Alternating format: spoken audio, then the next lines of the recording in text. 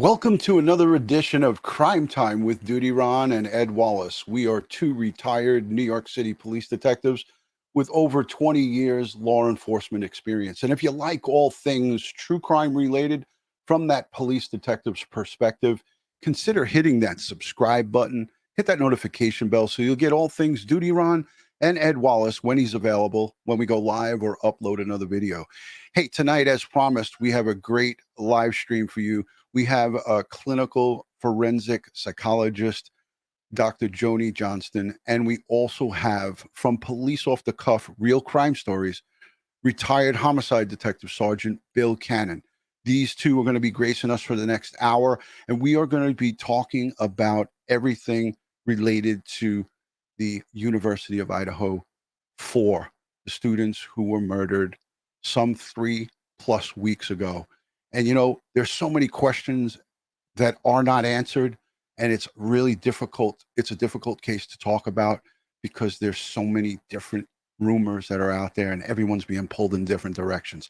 Hey, before we get into it, I want to say a special thank you to you, the subscribers, the Patreon supporters, the channel members, the folks who positively engage in all of these Crime Time with DutyRon live streams.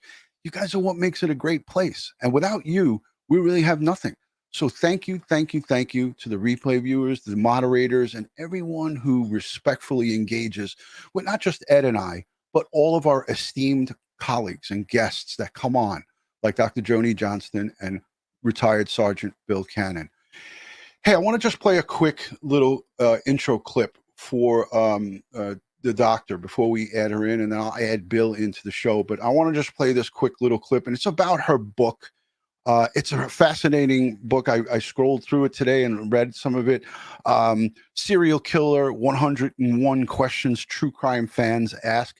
And I thought that was such a great title because it's referring to us, the true crime community, and the folks who have the questions, and she answers them. So it's really cool. So I want to share the screen with you guys and play just a little tidbit. It's just a minute long, and then we'll bring Bill, and then we'll bring the great doctor on. So, without further ado, here we go.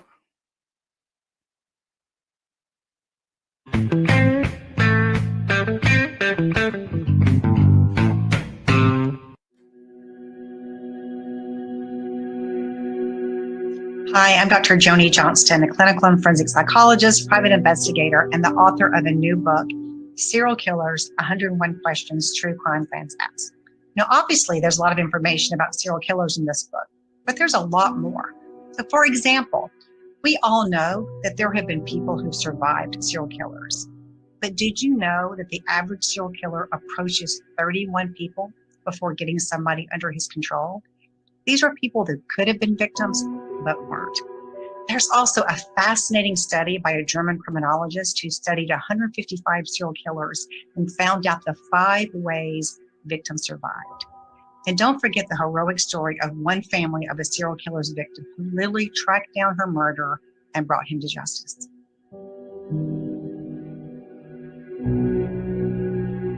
So there it is, ladies and gentlemen. It is linked down below in the description. Let me take my banner off so I'm not being rude. I want everybody to see that. So I'll remove, that's my Halloween one. All right, there it is. So learn the terrifying truth behind the world's deadliest serial killers. And this is linked in the description of this live stream. So make sure you guys at the end of this go over there and pick up your copy. There's many different ways you can watch it, Audibles, on Kindle, and so forth. Let me get myself back on the screen. Without further ado, I want to just bring in my two guests. First, we have retired Detective Sergeant Bill Cannon from Police Off the Cuff, Real Crime Stories. 27 years on the NYPD, 15 in the A squad of the 2-4 precinct. Sergeant Bill Cannon, thank you for joining, Bill. It's great to be here, Ron. You know, I know we have a lot of compadres that are the same, but you have a lot more than me. But it's some of your subscribers and your fans, your friends, they know me. So I'm thrilled to come on your show. Yeah, you know, Bill, it's always an honor and a pleasure to have such professionals like yourself with the extended experience. You know, you walk the walk and talk the talk. You've done this time in and time out, and that's invaluable for not only me, but also for the listening audience. And that's what makes your, police off the cuff YouTube channel invaluable. And you did a great job on Banfield last night as well. Thanks, Ron. We also have here Dr. Joni Johnston. She's a clinical and forensic psychologist. She's a private eye. She is an author, and she's a jack of all trades. And she specializes in serial killers. Joni, thank you so much for joining. It is my pleasure. Absolutely.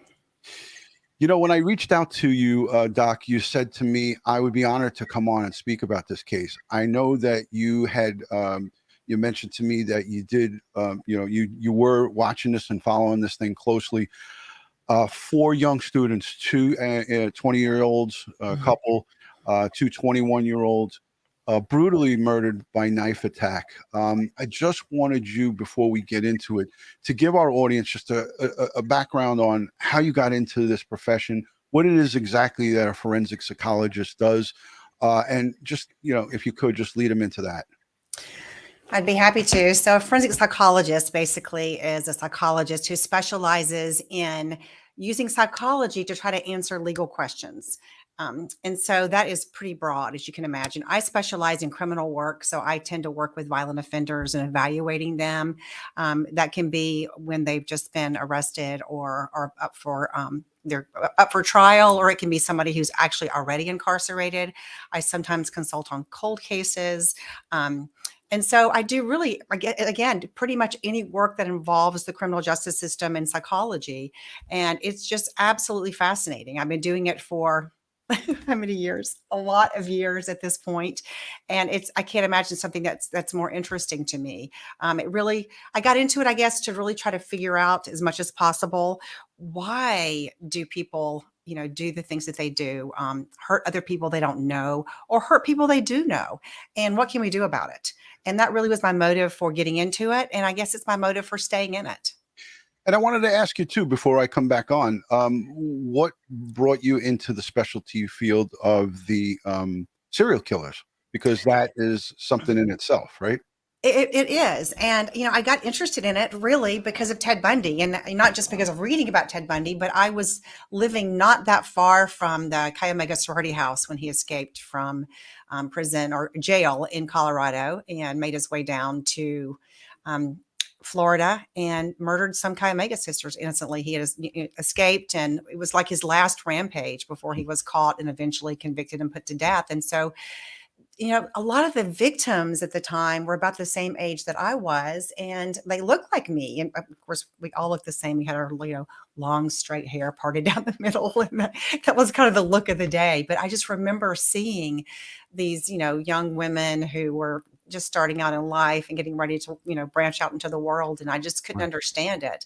And that really, I think, fueled my interest, as I mentioned, in forensic psychology, but also in serial killers, because so many of them do target strangers. And that's really difficult for us to understand. Wow, fascinating, Joni. I want to cut to the chase because, Bill, before I get to you, I gotta address the elephant in the room, and I'm going to do it right up front here, because so many people are asking this question on not only DutyRon.com, but I see it everywhere on Facebook, Twitter, Instagram, Snapchat, TikTok. Doc, does this quadruple murder, is there anything that would indicate to you that this is the workings of a serial killer? You're an expert on it. I'm not. Bill's not. I hate to put you in a corner, but could you just talk on that at least? Well, I can certainly say, and I know we were talking before we came on to live tonight in terms of, needing to walk this fine line between speculating about things and also being true to the limited evidence that we know. I can tell you, when you look at the motives of sexual killers, of serial killers, you tend to have a few of them. One is a sexual motive. There's no evidence of sexual assault in this case. Money. There's obviously no evidence of money. And money oftentimes is involved, for example, in female serial killers who go out and murder several husbands to collect their life insurance. We have mission-oriented serial killers who, think that they're trying to get rid of some group that they think is harming society or whatever. You have severely mentally ill serial killers. So you look at some of the motives and you kind of go, this doesn't seem to apply in this case. Now, that could change. We could find out if we find out later on that this person, this is his third murder series, then that's going to completely change, because the definition of a serial killer is somebody who's murdered one or more people in at least two separate instances. So the limited information that we have now, there's no evidence that I see of a serial killer. Plus, we don't have a perp. Bill, anything on that? Would you care to elaborate? Yeah, I'm fascinated by this stuff too. And one of the things, and I've been very critical of a lot of the talking heads that are going on and look, I was a talking head last night, so I'm critical of myself. But one thing I know about crime, and even when it's patternable, it's unpredictable. It's very unpredictable. So when people come in with absolutes, oh, this is absolutely this is absolutely that, they lose me right there, because I have a lot of experience in crime with, robbery, assaults, and of course, murder, sex crimes, every type of crime there was. I was in the Detective Bureau for 16 years as a sergeant, and homicide for 10 years. So I know that crime is unpredictable. So when I see all these people trying to put this killer in a box, like this is his personality, he's enraged, this is personal, this is targeted, I cringe, because how do they know that? Am I stupid? Was I in law enforcement for 27 years? Because I never learned this stuff then. Yeah. And Doc, Bill, very good points right there. I just wanted to say to you too, is like, a lot of people, when you talk about serial killers, there's, not only that sexual component and the financial component and things of that nature, but, sometimes you hear about with serial killers that they've tortured animals before they start with human beings. And, because we don't have a perpetrator in custody or a person that they're looking for, there's reports that there was an animal skinning that went on. This is a hunting town. A dog was skinned and things of that nature. This fueled the fire for folks to go down that rabbit hole, not because they're just doing it on their own. It's because there's reports of this in the area. So is that another component to with serial killers? Because you're an expert on it. I only locked them up. In the 1960s, there was a man named McDonald, and he came up with this McDonald triad. And the triad was extended bedwetting, it was animal torture, animal abuse, and it was fire setting. And his hypothesis initially was that when you're looking at violent offenders who are children, so they're not violent offenders toward people at this point, but they become violent offenders or serial killers when you look at the extreme, you find these kind of three characteristics more overrepresented. Well, guess what? That isn't necessarily true. What they found is that those three things, particularly fire setting and cruelty to animals, are certainly, when they appear in children, seem to be evidence of trauma. So maybe there's domestic violence at home. This child has witnessed it. There can be child abuse. So it doesn't predict necessarily that this person's going to be violent toward adults, but it does signify trauma. Now, I will say to you that when you have a child who's over the age of 10, for example, who's abusing animals, that would be a huge concern to me. I would be concerned about this child in terms of if they don't get some kind of treatment or some kind of help, that kind of, graduating to hurting people. But this idea that serial killers have these three things in their childhood is just not true. Gotcha. Thank you, Doc, for clearing that up. I wanted to go to the super chats real quick before they go away.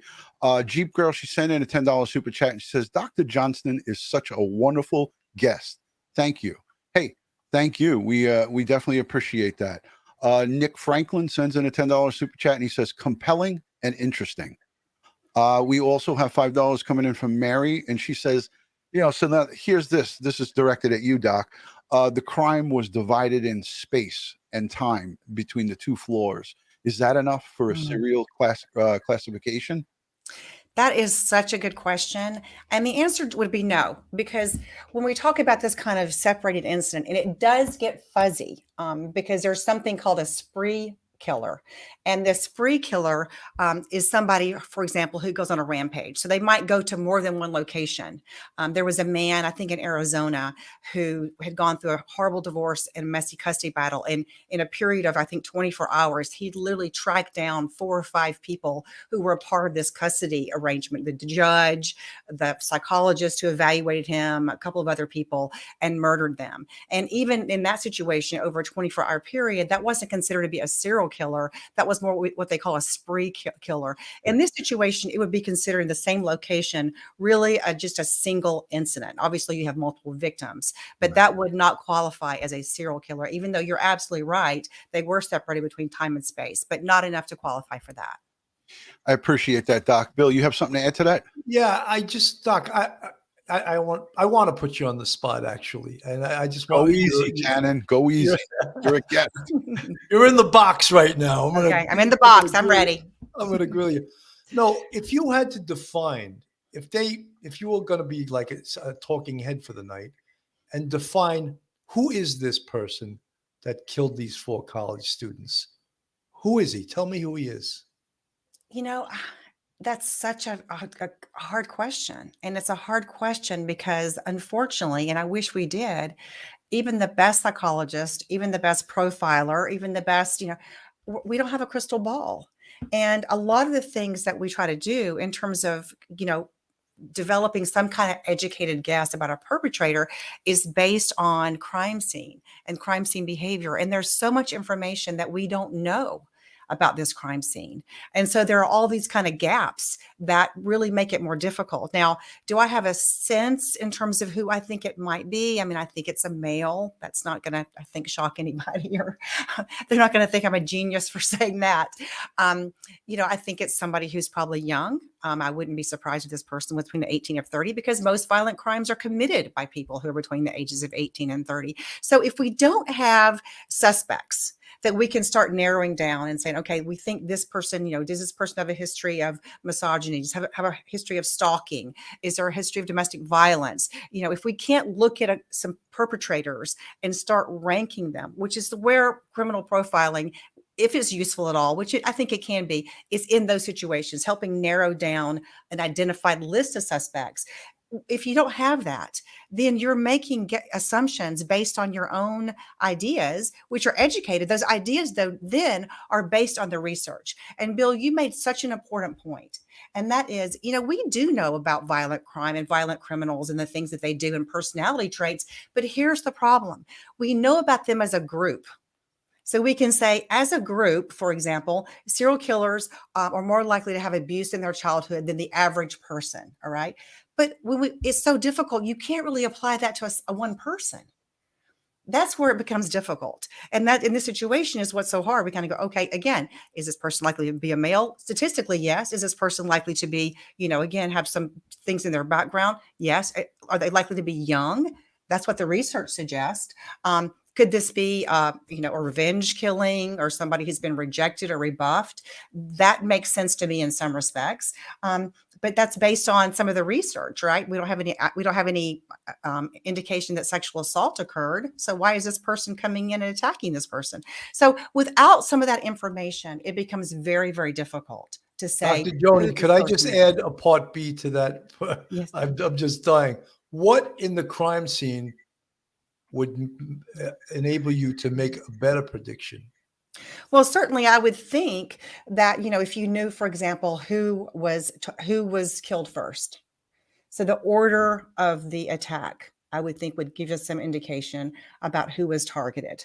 I'm trying to think, that's the main thing right there that I want to know is who was targeted first, the order of that, what kind of wounds were Right. they? We know, It's unfortunate that we don't have that information. We're exactly. left to just guess at it. But I wanted to ask you, Doc, too, there was 2 roommates that were left untouched on the first floor. And that is stirring up a lot of drama and controversy in the Twitter spheres and out in Facebook and so forth, because it seems like the second and third floor was where all the carnage happened. And these 2 young ladies were left untouched on the first floor. Do you have any thoughts on that? I mean, the thoughts I have are, the explanation, which I think is probably most likely, is as simple as the perpetrator either didn't know they were there or tried to open the door and it was locked. I mean, I think that is the most likely thing. Yeah, I mean, I feel similar to that, but I also think that again, this comes down to the targeted subject, which we don't know. We're now trying. It's starting to narrow down, Bill, and I think you can agree with me on this. Kaylee had the most trauma to her her body, as we found out from her father. I don't think that the police wanted that to get out there, but I believe through the funeral director, and I worked after I retired for a funeral director myself, and I know that funeral directors and funeral homes cater to families, obviously, right? So if a family was to ask, I want to see my loved one in their state that you received her or him in, no funeral director is going to say you can't see them. He might or she might say, I don't think it's advisable. Maybe you don't want to remember him or her this way. But I think in this case, he was granted access to his daughter before they had a chance to prepare her. And they were, both girls were cremated. So this had to have been before, and she was not going to be presented for a viewing at a funeral home. She was directly cremated. So at the end of the day, I think dad did get to see his daughter, and hence put out that information. Bill, you're chomping at the bit. Go for it. Yeah, I mean, look, one of the things I think about that is that, first of all, a mortician is not the one that's qualified to tell you about the wounds and about someone being targeted. And that's clearly where Steve Goncalves got his information from. However, certain wounds would be self-explanatory. Yeah, and there's no confirmation to this. People are saying online, oh, her throat was cut, her head was practically. I don't know if that's true or not true. Yeah. But the father wanted clarification, and he got it, but he got it from someone who's not qualified, a mortician, to do the reporting to the father. Hey, let's go to the super chats because they're coming in. I don't want them to go away. Joey sends in a super chat, $5, and says, for Mr. Cannon, do you have your info about VICAP? That's the feds use that, Victim Appreciation Program. And then Kathy Rupright sends in a $10 super chat and says, wondering why everyone assumes Kaylee was the target. I mean, us as police, as investigators, we go by what's presented to us, and the little bits that are presented to us indicate that. Seems to me that it could be that she was just a fighter and had to do more damage he had to do more damage to stop her. Yes, that's a possibility too. Like what we're saying here is nobody, including the lead investigators, have that knowledge because there was no cameras that we know of inside that home. I don't know if there was an Alexa or any of those recording devices. That might be something that they have access to if in fact it's in there. And as we know, it's an open mic and records everything, not just when you say, Alexa, play this. It's recording everything, and we know that. I hope and pray that they have that. But before we continue on, I want to play. Newsnation did a piece, and they interviewed a forensic psychologist. I don't know if you know him, Doc, but I'm going to play it. I want to get your thoughts on what he has to say, and we'll be back in 2 seconds. Here to take a deeper dive into who could have done this, what investigators are looking for, is forensic and clinical psychologist Dr. John Delatorie. Thank you so much for being here.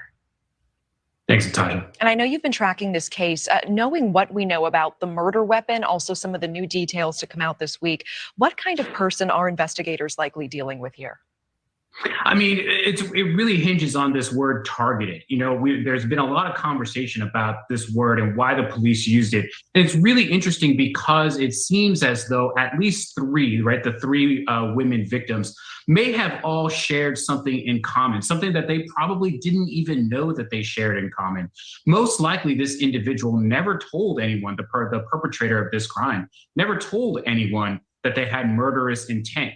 But usually this is someone that at least was familiar to each of the four victims, right? There were two other victims inside the house that were left alone. Now, we don't know if the doors were locked or anything like that, but we have to assume that someone knew how to get into that house and knew where each of these 4 individuals were in the house in order to not disturb anything or not create a ruckus or a riot or anything like that while committing the offense. Can you walk us through the resolve, the state of mind that the killer needed to have to carry out this crime?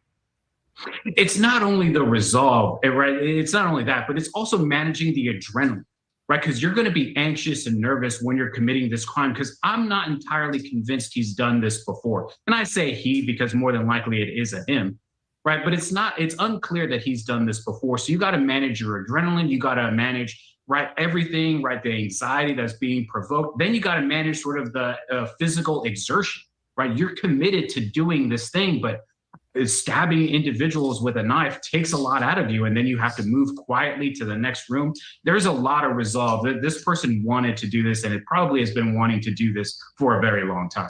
Well, and some believe the killer is likely an incel or part of that community. Can you explain what that means and what the chances are that that is true?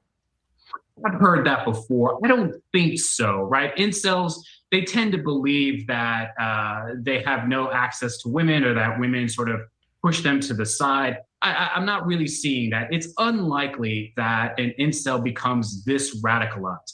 And usually when they become radicalized to engage in behavior like this, it's a performance crime. It's theatrical, right? Elliot Rogers, right? ER is the common phrase that incels use online when they're going to do a crime where multiple people are going to die, pulling in ER. This doesn't ring of a performance. This rings of someone wanting to do this kind of crime, not because they believe that the entire women community has shut them out, but more that something else was going on, that a relationship had been spurned by the victims to this individual. And we know forensic results are starting to come back. What could be the biggest clue in that? And certainly DNA evidence has to be what investigators are hoping to find. All right, I'm going to stop it right there because I wanted to just get the great Dr. Joni Johnston's. A lot of things he said, you said, but we didn't even touch on the incel, that part. I wasn't going to go there, but since he did, I'm just going to ask you what you thought of that little piece right there.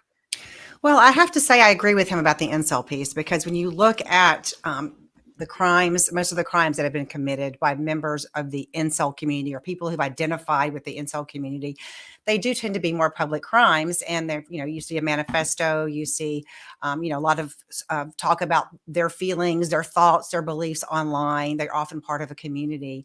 And so, getting the attention and, kind of justifying themselves and talking about how they've been mistreated and how horrible women are seems to be our primary motive for a lot of those crimes. So I don't see somebody being part of an incel community and using that as a motive for this type of crime. So I definitely agree with that part of it as well. There's a lot of people, Bill. I know you see it on your channel. I see it in all the forums and the people who are talking. This was a big topic. People were on this for days and are still on it. I think what's most important here is that we look at what's presented before us. And right now, not a lot is being presented before us, because the info that is circulating and that's coming out. Bill, you and I talked about this. The police walk it back. The mayor's telling everybody that the town is safe. I made the analogy of like Jaws, the movie Jaws. This is a college town that relies on the university for revenue, right? At their food establishments, at their clothing establishments, at the university. And if we have a situation that's not safe, it's just like in Jaws, where the mayor of Amity said, the police chief, he told him, open those beaches. It's 4th of July. And what happens? A shark attack happens. So this is a similar parallel here, is that they were like, whoa, wait a minute. And then they walked everything back. But that's what's happening with a lot of information. And you know what? If a police department like Moscow has a dedicated spot just for rumors, there's a lot of problems. Bill, thoughts? Well, it goes back to in New York, there's something called the Cleary Campus Safety Security Act. And that was put into effect because a girl at an upstate New York college in, I think, the middle or to the late 80s was murdered and raped on campus. And there was absolutely no information about it because the college tries to shit can crimes. And to this day, colleges must put out their crime statistics once a year. But that they try not to take reports of crimes. So I think what you were talking about, Ron, in the very beginning, the reason the messaging was so horrendous was because they were attempting, as you said, the mayor was being the spokesperson, and he was like the Amity mayor from Jaws, trying to say, "Oh no, it's safe, it's safe. There's no threats," and that wasn't Yeah. true. I mean, he doubled down and even said to the police chief in that movie, and that movie was in the 70s, I believe, or early 80s. I know my grandmother brought me to it when I was in high school. So I graduated in 82. So yeah, I think it's in the 70s, Jaws. For those of you who are Google warriors, let me know what year Jaws came out in the chat. But he even said, the mayor said to the police chief, "We rely on the revenue of 4th of July weekend. These beaches will be open." And it reminded me, fast forward, to what the Moscow mayor said. Ron, I'm sure Moscow is totally dependent on this college for their economy. Yeah. Eldwin Weiss says the Gonzalo Lopez case. We covered that. That's the prisoner down in Leon County that got out of a prison bus, and he was a 2-time murderer. And the Texas Department of Criminal Justice, the TDCJ, I believe it is, said it's safe to go back into your homes. And what did we have? We had the Collins family brutally murdered by Gonzalo Lopez because they went back into their homes because they were told it was safe. So this is happening not just in Idaho. This is happening across the country, and it's unfortunate. In this piece, they talked about DNA and forensics. Ed Wallace and I are saying this up and down. We're screaming this from the rooftops. This case will get solved by the evidence, the DNA evidence, the forensics, the lab work. Doctor, I know that you just gave that little nod of agreement there. Because of a lack of ring cameras, nobody on that whole block, Brian Entin, who I'm going to play next, walked up and down that block, and there was not one video doorbell. People leave their doors open. College kids come and go. This was a party house. I'm sure there's 5 or 6 other or multiple other houses just like that. Ron, there's a reason there's no door cameras and ring cameras, because the owners of these houses don't want proof of what's going on there. Yeah. And the kids want their privacy as well. Yes, but that's the reason there's no cameras. I mean, they don't want freshmen running nude out in front of their property, and the craziness, like the Animal House theatrics that happen on most college campuses. The owners of these homes know it, and they're not going to have evidence of it. I have to say, as the mom of 2 kids in college, I can understand that philosophy. Yes, me too. Hey, Doc. So again, people are just chomping at the bit, and there's a ton of super chats with questions to you. And I have 2 full pages of questions, and we're at that second half of the show, where we only have an hour here.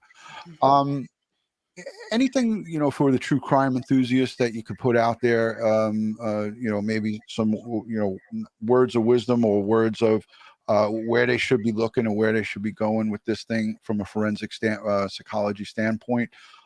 Again, we talked about a male subject it's all in a lot high likelihood that it's a male, not a female. Could this be multiple perpetrators and things of that nature, Doc? It could be. I mean, I haven't seen any indication of that, but of course, there's lots of unanswered questions. I would be surprised. It doesn't have the feel to me.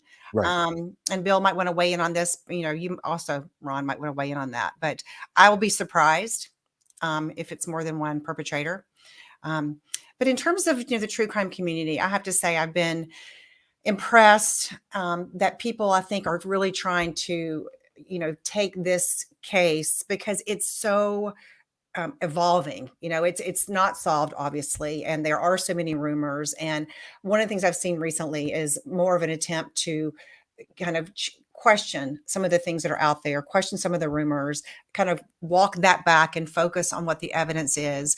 Also maybe focusing a little bit on the families of the victims, and being a little more, I think, thoughtful about saying things that might be hurtful to some of the families of the victims.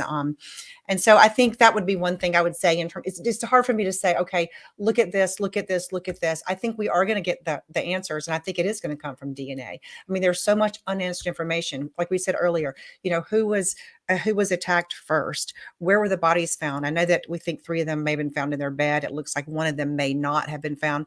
Well, why were 4 people killed? Is there evidence that this killer perhaps, stumbled upon one who was not in the room, and then that's the reason all 4 were killed if one person was targeted? There's so much information that we don't know, and I do think we're going to find answers. And so I think my advice would just be, to be patient. Also to follow the case, and most importantly, I think, is to back up what you say, because I do think that especially early on, and understandably, because when there's not information out there, and I know, I feel for law enforcement, because they do have a fine line to walk there, which is keeping the family in particular informed to some extent of what's going on, making them feel like they're in the loop and included in some of that, and at the same time not giving up too much information.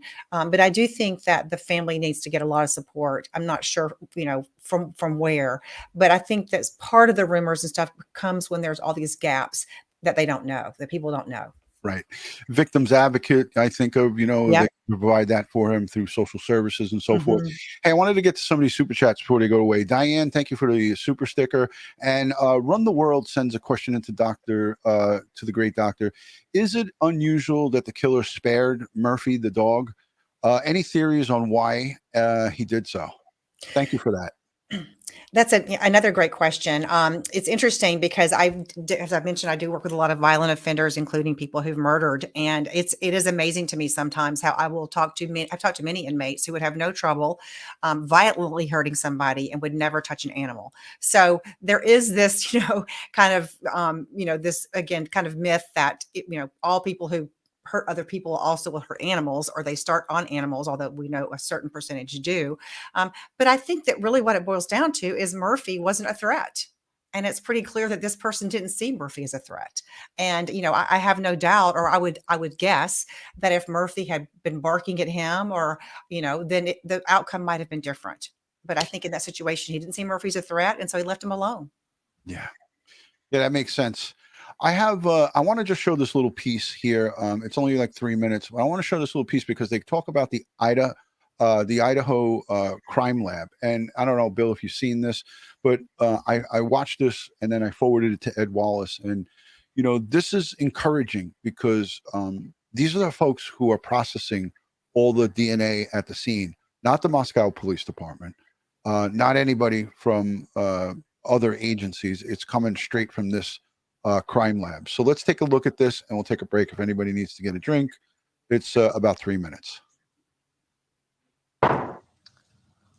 We have been outside this crime scene for a week now, and there are a lot of questions about the evidence inside and what actually happens to it. And just last night, we were standing in this spot. We're pretty much here all the time for the most part. We saw detectives walking out with brown bags in their hands, but we still don't know exactly what was inside. It was an interesting development, though. There were some very, very large bags, and it seemed like they went in to gather some kind of evidence and then came out about an hour later. Idaho State Police Forensic Services, they're poring over what has been taken from this scene. They've been in the home multiple times. Newsnation got an exclusive look at the state crime lab. Alex Capriello joins me live now. Alex, there's so much frustration among the community. So many people are wanting answers quickly because, you see the TV shows. They think that they can get these results fast, but it seems like it really does take quite a bit of time. Right, it does. That's exactly what we learned from the Idaho State Crime Lab.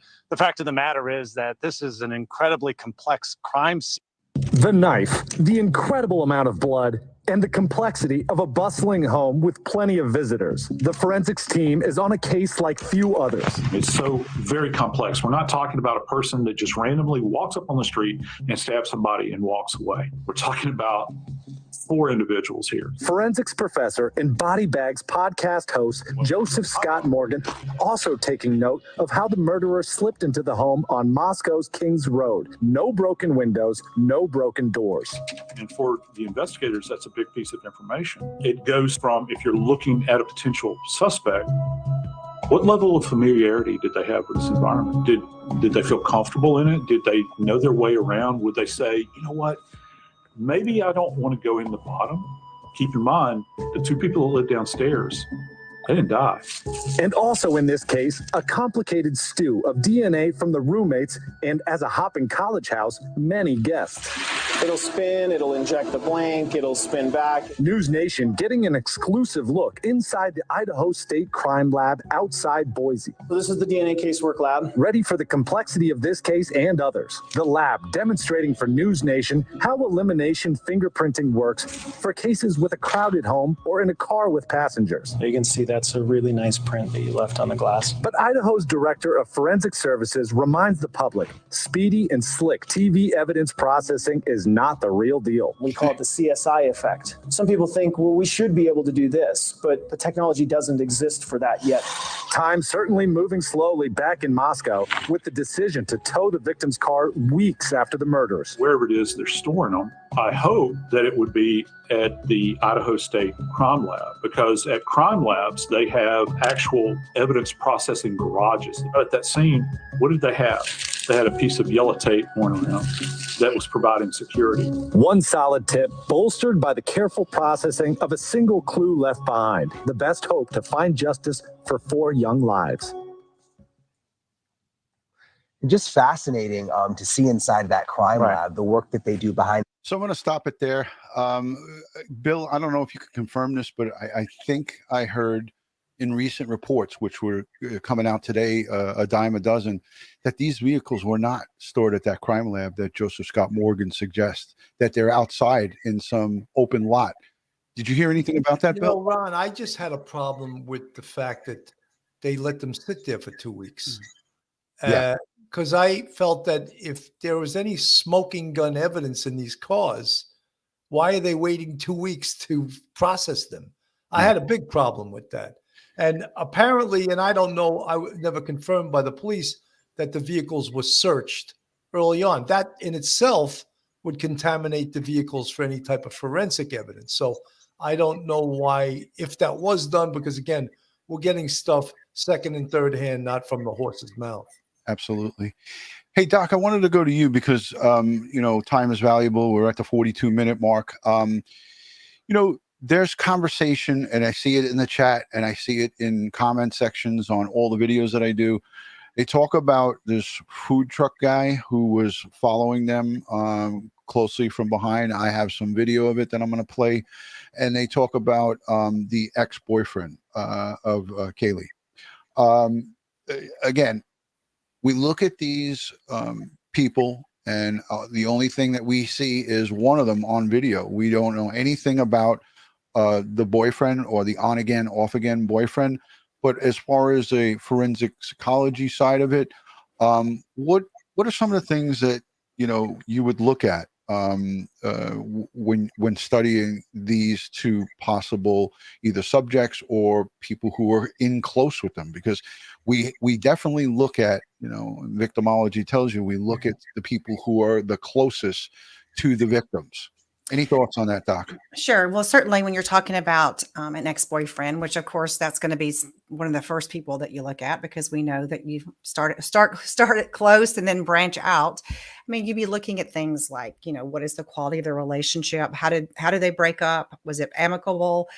Is there a history of domestic violence? Has this person made any threats? Is this person controlling? You'd be talking to get the friends and family of the victim to find out their perception of this young man. And, so you'd be basically doing, talking and gathering information. Are there any warning signs? Are there any red flags that this person had the propensity to be violent or the capacity for that? And again, what, from a timing standpoint, here's somebody who's getting ready to move. How did this person feel about that? So you'd be looking at all those kinds of things. And in addition to, of course, the normal police work, which is, where was this person? Where was his phone? Does he have an alibi? Who is he with? And those kinds of things.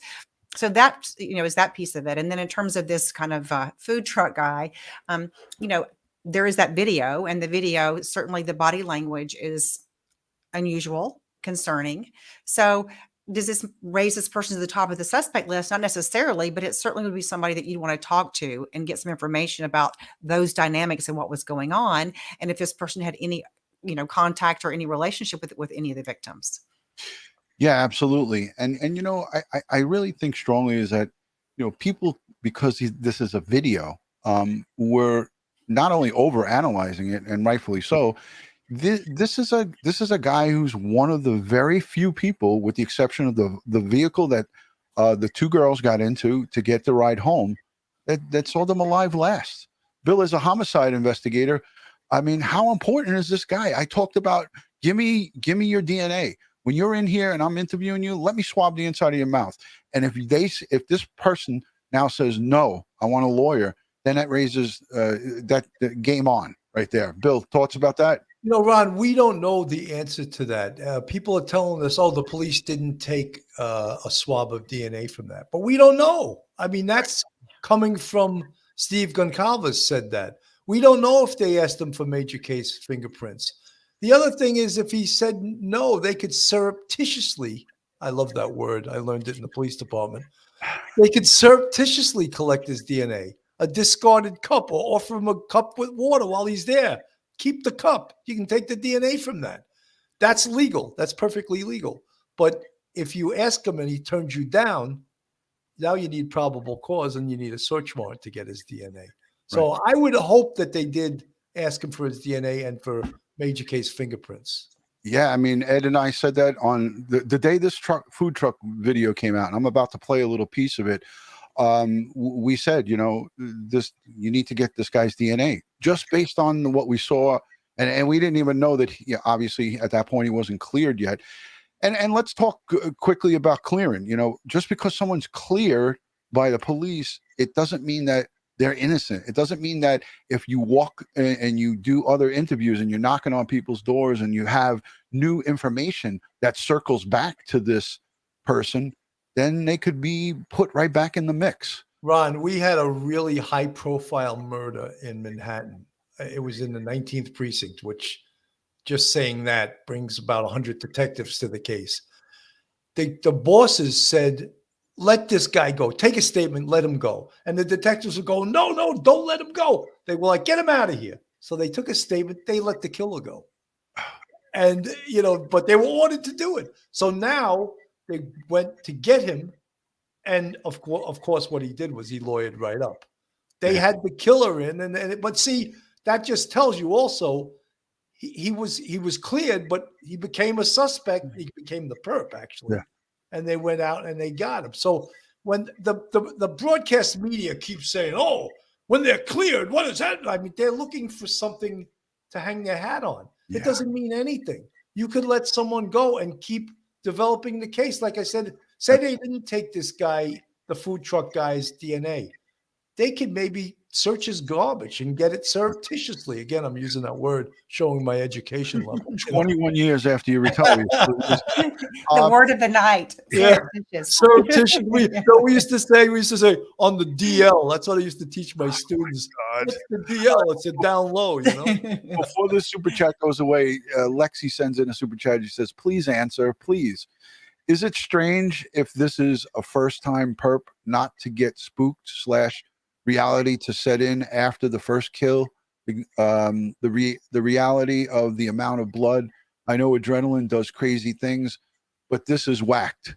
Doc, do you want to take that one? Sure. So I just want to make sure I understand the question. So the question, I think, is that would it be unusual for the person not to be kind of thrown by all this blood? And the if it's a first-time offender? Right. Yes.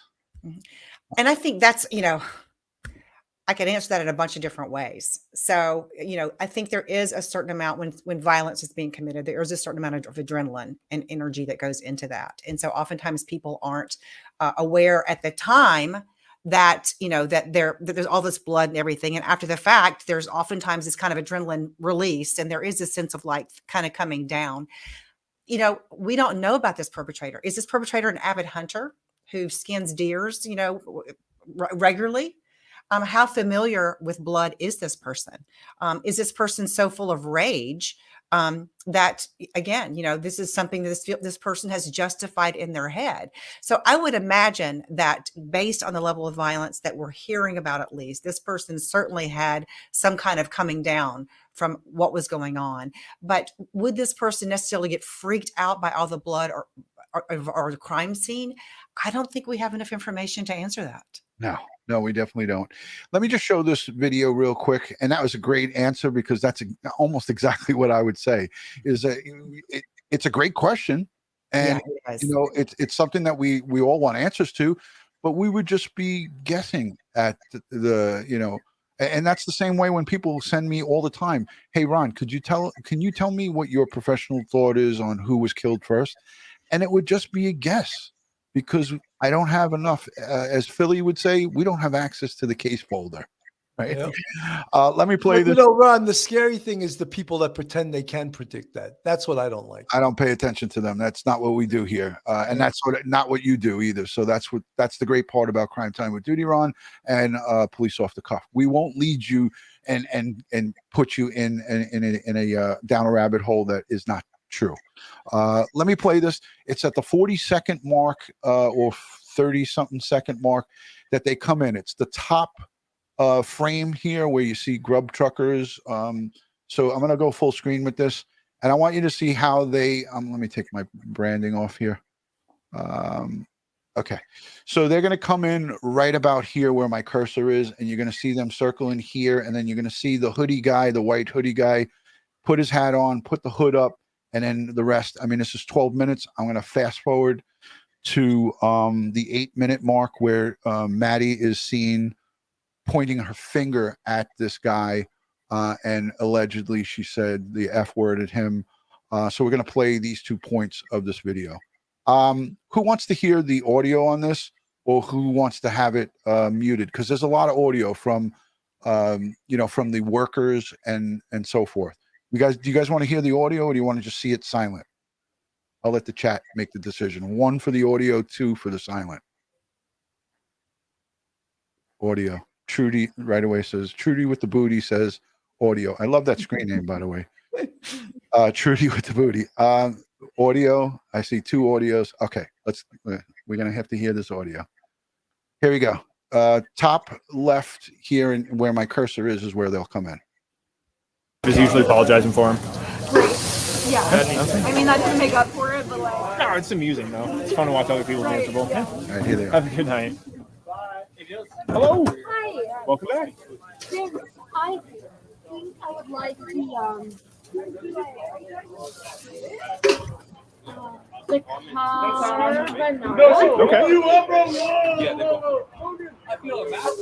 if I have like a free grub tug on my app. Oh, yep. So what you want to do is we'll actually do this. All right, now we're going to fast forward it to the 8-minute and 14-second mark. All right, so now they're going to be down here and in the left where my cursor is. That's Maddie and Kaylee, and then the hoodie guy is back here in the backdrop. I played this whole 12-minute video. I'll link it down below in the description if you want to see the whole thing. But this is where Kaylee turns around and has a bit of an exchange. Maddie has a bit of an exchange with the hoodie guy and big man. Really solid.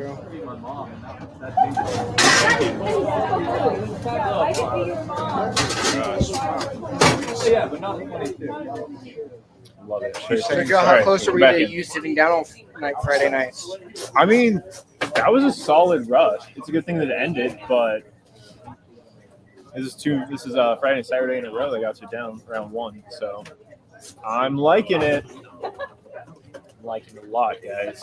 I guess he's gonna fucking need extra slot a second. This bad boy. Tebow's thinking to himself, if I start slowing down on Meg, maybe I'll get to sit down. He's going to try to sabotage me. All right. I'll go to you first, Doc. What was your thoughts on that body language there with her pointing to him? That's what the internet is, going wild about, talking about right there. I mean, it doesn't seem to be friendly. I don't know. We don't know what happened before that, but certainly something he said, something he did obviously bothered her in some way.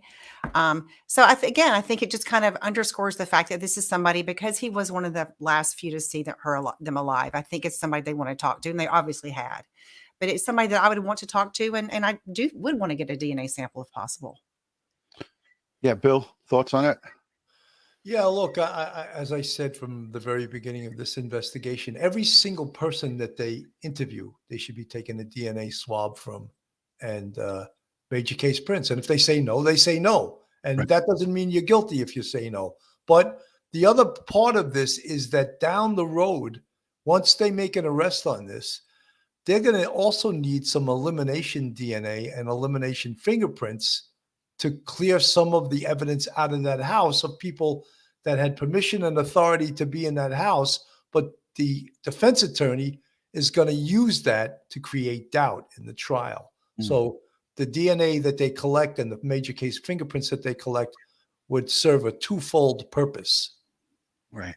And you know, we again hope and pray that, you know, there was crack investigators that got onto the scene shortly thereafter when these interviews started happening, because, you know, you and I both know there was a perpetrator, you know, many different incidents that we worked on in New York City Police Department, but there was one that just happened over the weekend where 2 people were shot, a third 96-year-old man was shot in a wheelchair, and there was a fugitive on the loose. And the NYPD, you know, fugitive enforcement and major case homicide, along with all of the resources of the New York City Police Department, were able to take this guy into custody within a 24-hour period. And those are things that you're able to do when you have a tremendous amount of resources, not when you're in the middle of, you know, somewhere where you have very limited resources. But early on, it was the Moscow Police Department. And then the troops started coming in, you know, state, federal, you know, it takes a day or two for the feds to come in there, but, you know, state could probably respond quickly. But at the end of the day, we have to hope and pray that they did do these things that we're talking about, and getting that that DNA from somebody like this guy. I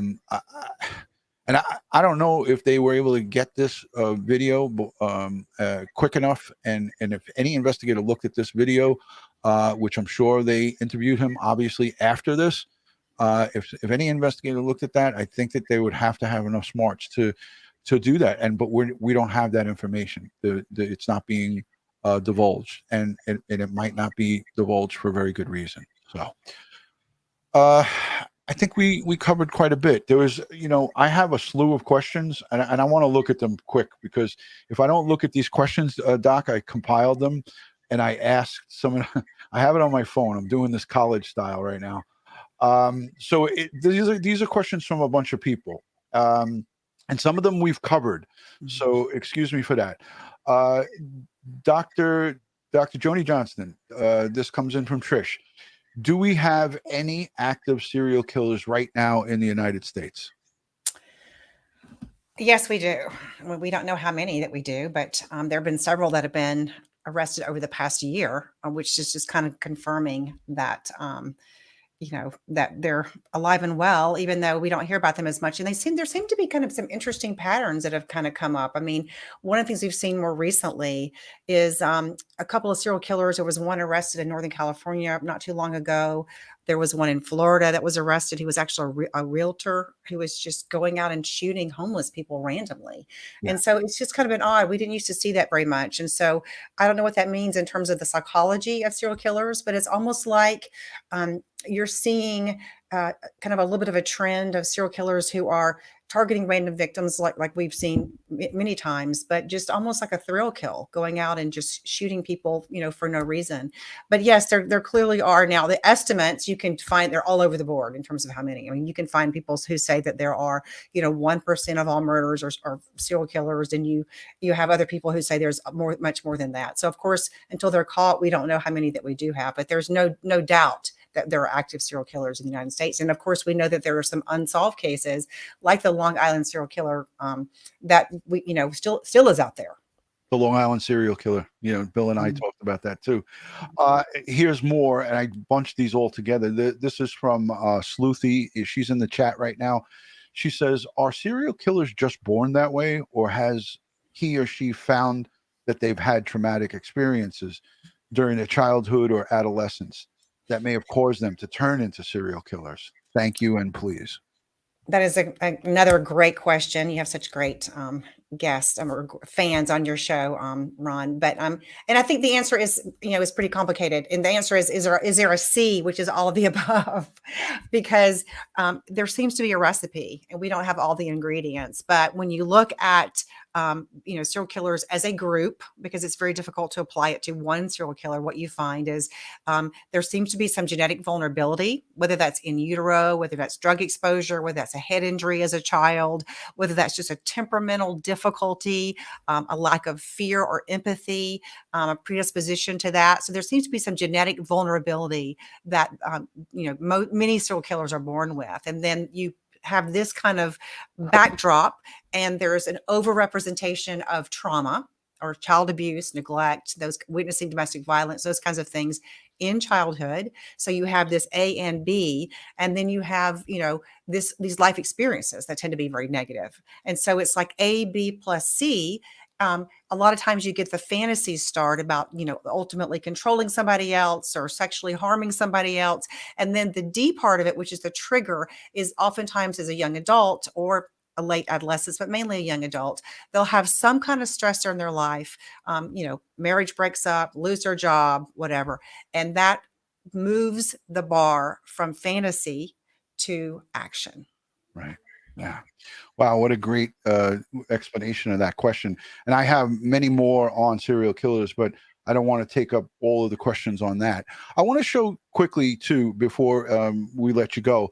But first I want to thank everybody that's in the live chat and all the great questions that you guys continually send in, not just during the chat, during the live stream, but afterwards down in the comments section. And if you're not yet subscribed, please consider hitting the subscribe button, ring that bell, and make sure you follow us on all things social media. One word, DutyRon, Instagram, Facebook, Twitter, and guess what?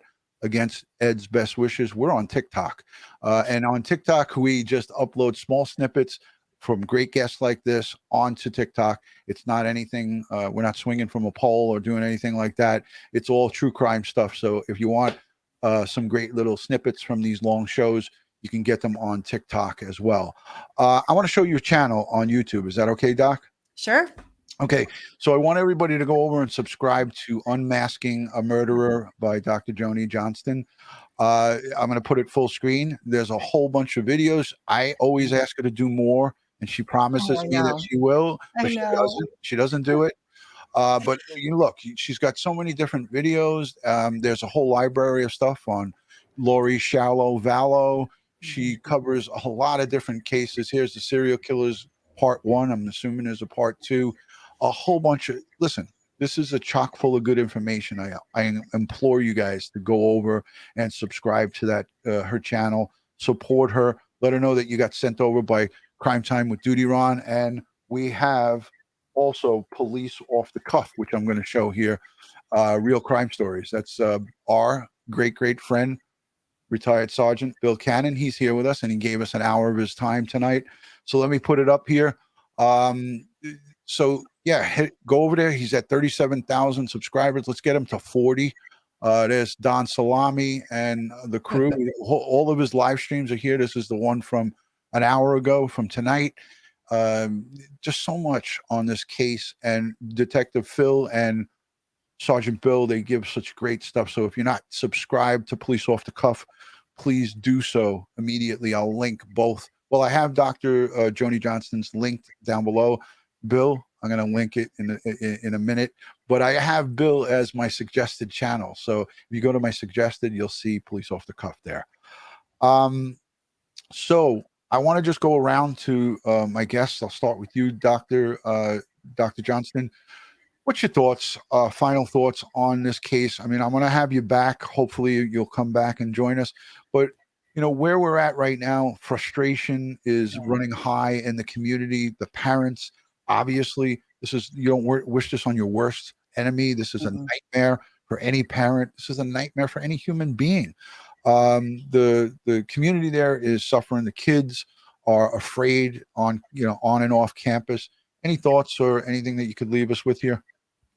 You know, and it's interesting that you've kind of ended with that, because I really have thought about the parents so much and the community, because we've talked as much as we can, I think, about the perpetrator, whoever this person is. And we're, done a lot of speculation in terms of who this could be and what the motives could be. And I mean, nobody's going to be happier that when this case is solved, other than the parents and the community, than I think all of us.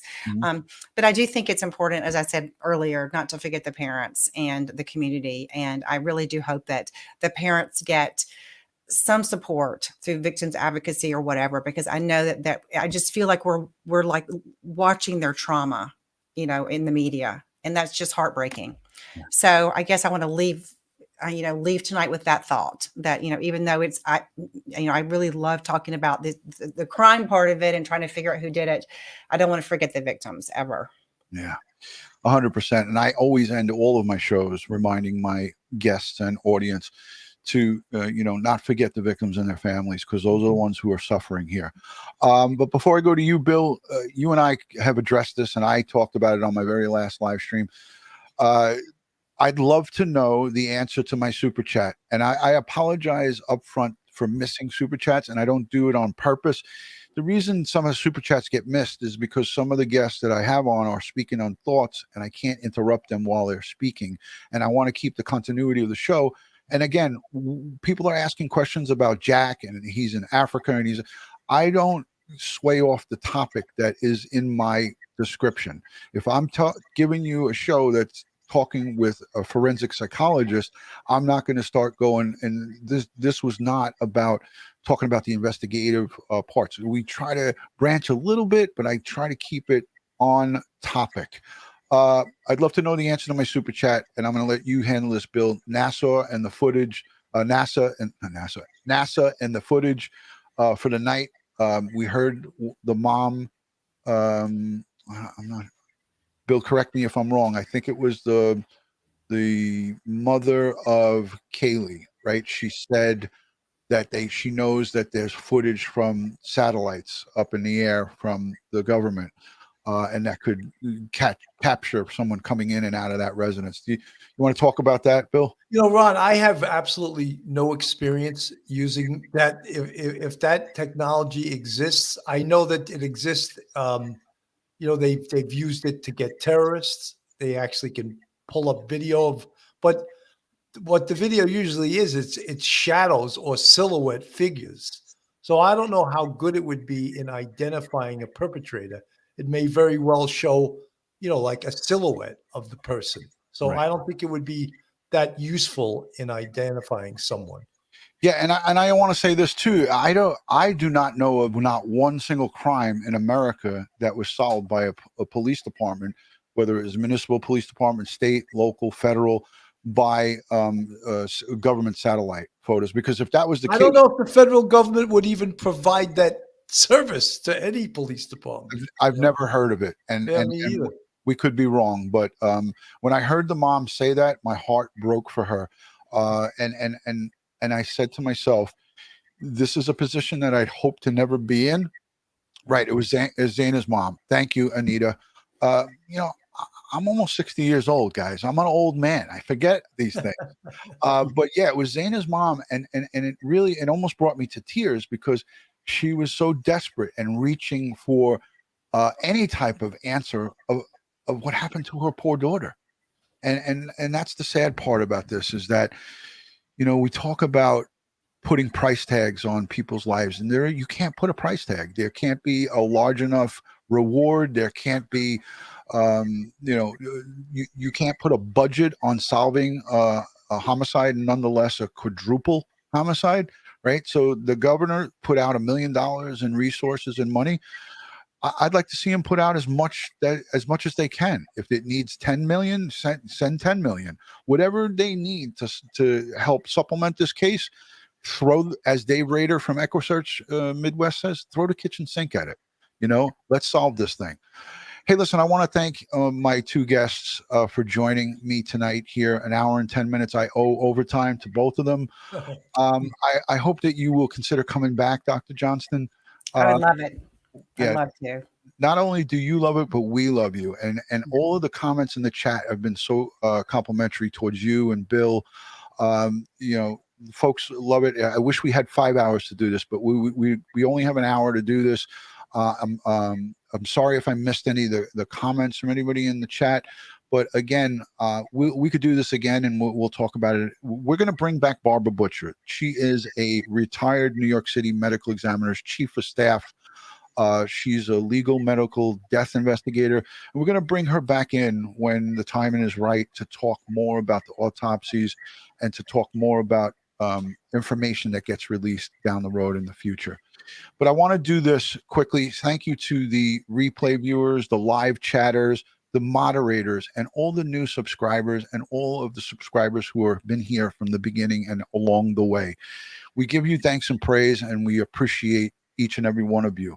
And as I always like to end these live streams, God bless the world, God bless the United States of America, and God bless each and every one of us here in the chat, but especially these victims, these 4 victims and their families. We send them strength, prayers, and positive vibes.